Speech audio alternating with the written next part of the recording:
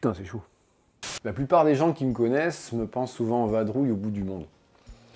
La réalité est tout autre, mais le fait est que je communique beaucoup plus sur mes explorations et mes voyages que sur le reste du temps que je consacre à d'autres projets photos.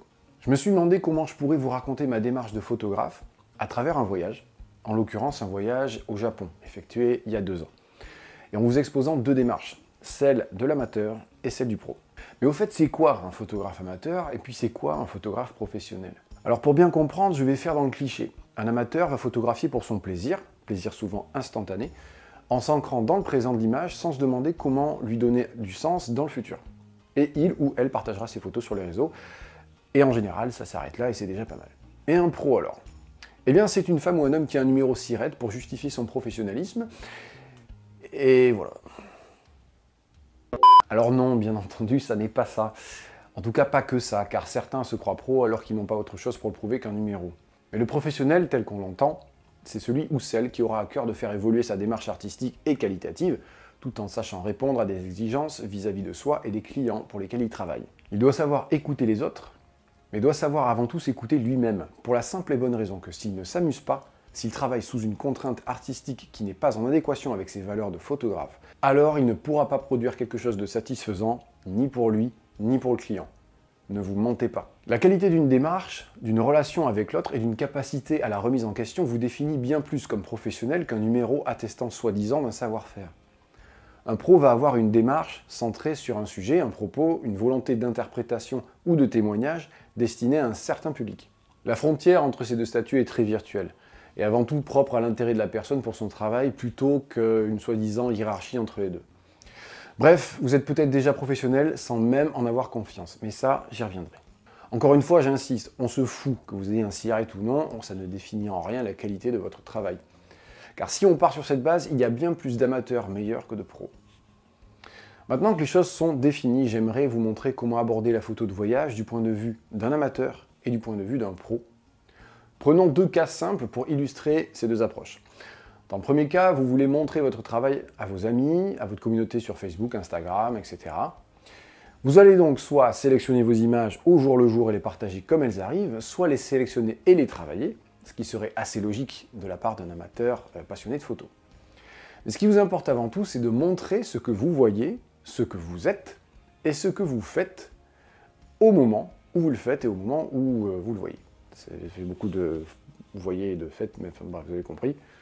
Maintenant, dans une démarche plus professionnelle, vous allez éventuellement alimenter votre fil Instagram et Facebook par des stories, par des photos, mais vous n'allez montrer finalement qu'une partie infime de votre travail sur le terrain. Et pour cause, vous avez une idée bien précise en tête. En gros, vous choisissez ce que vous allez montrer de manière consciente et assumée. Et choisir, c'est le fer de lance du photographe pro. J'y reviendrai dans une prochaine vidéo, car le sujet est bien plus vaste et complexe qu'il n'y paraît. Alors qu'est-ce que c'est avoir une idée en photographie de voyage, ou même en photographie? Eh bien c'est partir sur place avec un but, un sujet sur lequel vous vous serez renseigné au préalable et grâce auquel vous avez fait naître en vous une certaine excitation. Et ça change tout. Quand l'amateur discerne, le pro, lui, il voit. Encore une fois, j'utilise ces 2 termes, pro et amateur, pour faire une différence facile à appréhender, mais comme je vous l'ai dit plus tôt, n'allez pas penser que l'amateur reste dans l'ombre du pro. L'amateur est plus libre, parfois trop, pour pouvoir utiliser son plein potentiel et progresser. Et c'est là que je veux en venir, parce que, dans le fond, il faut garder cet œil amateur, ce regard qui sait s'extasier. On pourrait presque comparer l'amateur à un enfant et le pro à un adulte. Et bien souvent, l'enfant se part de naïveté qui l'honore dans sa créativité et son ouverture d'esprit. Avoir un but, c'est avoir délimité un périmètre dans lequel évoluer, un terrain de jeu sur lequel vous allez faire vos marques et développer votre propre écriture. Concentrez-vous sur le but que vous vous êtes fixé, car au-delà de la photo elle-même, vous serez concerné par votre voyage plutôt que d'en être un simple spectateur. Là, vous avez une mission, et ça n'est pas rien. Cette mission-là va vous donner du baume au cœur, va vous rendre utile et attentif, parce que vous avez décidé de produire sur le terrain. En tant que pro, il faut toujours un but à mon avancement. Savoir pourquoi je défriche un chemin, même si des fois j'emprunte aussi celui des autres. C'est ça qui me fait mettre un pas devant l'autre. Mais pour ça, il faut faire des choix. Et c'est peut-être la chose la plus difficile. Rappelez-vous ce que je disais en début de vidéo. Les gens me pensent en vadrouille au bout du monde. Même s'il y a une part de vérité, ça n'est majoritairement pas ce que je fais. Mais c'est ce que j'ai choisi de montrer.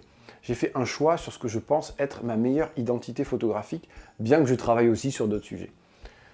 Autrement dit, j'ai renoncé à montrer d'autres choses, et ça n'est pas facile. Mais c'est ce qu'un pro doit savoir faire. Des choix pour dégager le meilleur de soi sans le noyer dans une trop grande diversité de sujets. Quand on produit un travail qui nous plaît, avant même de considérer que ce travail est bon ou non, on sait qu'il nous plaît. Et on est alors en droit de se faire confiance pour le partager. Ça, c'est encore un sujet sur lequel je reviendrai dans une prochaine vidéo. Je ne rentrerai pas ici dans les détails techniques des images que j'ai pu prendre, ça n'est pas le but. Mais je vais tenter de vous expliquer pourquoi je suis parti au Japon, ce que j'y ai fait, avec quoi je suis revenu, ce que j'ai décidé de montrer et à qui j'ai voulu le montrer. Pour moi, le Japon, c'était un rêve de gamin.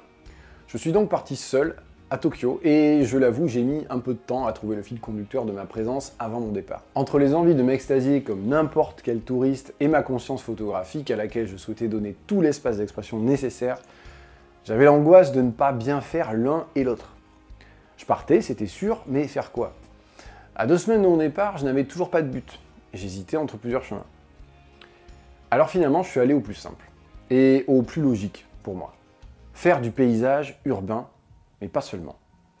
Étudier la frontière entre nature et culture dans Tokyo. Je voulais voir comment le tokyoïte considérait l'espace naturel dans une mégalopole aussi gigantesque. Si j'étais un photographe amateur, alors j'aurais pu me dire ceci. Je suis dans une vraie démarche de photographe et ce sont mes choix qui, en toute conscience, ont donné du sens à mes pas. Et ça, c'est le principal, parce que même si j'étais revenu sans rien de bon, j'aurais quand même été content de ma décision. En tant que professionnel, j'avais bien sûr plus d'attentes que de simples contentements faciles. Mais il faut bien commencer quelque part. Je n'ai pas fait un travail spectaculaire au sens propre du terme, mais un travail plus simple et plus moderne. D'habitude, mes travaux sont plus intemporels et pas forcément marqués d'un lieu précis. Là, j'ai pris le contre-pied de ce que je fais, tout en restant qui je suis. Et c'est là, une fois que j'ai posé les limites à ma liberté, que je commence à jouer. Je décide de ne pas sortir de ce terrain-là. Tous les matins, je me lève à 6 h, je déjeune, je pars marcher des kilomètres. La journée, je repartais sur les endroits qui me paraissaient avoir du potentiel, je faisais encore du repérage, et des fois je revenais à la nuit pour faire les photos qui me paraissaient être les bonnes. Je croisais des gens que je connaissais, j'ai vu des choses dingues, Tokyo oblige, j'ai mangé des sushis comme je n'en mangerai jamais, et j'avais avec moi un chemin qui me portait, celui de mes choix de photographe. Résultat, je suis revenu avec une série que j'ai appelée ironiquement « Tu es parfaite », et traitant de cette apparente perfection chirurgicale et fascinante de la société japonaise. Cette série est majoritairement constituée de paysages au format 4/3, d'ailleurs je vous mets un lien en description pour aller la voir sur mon site.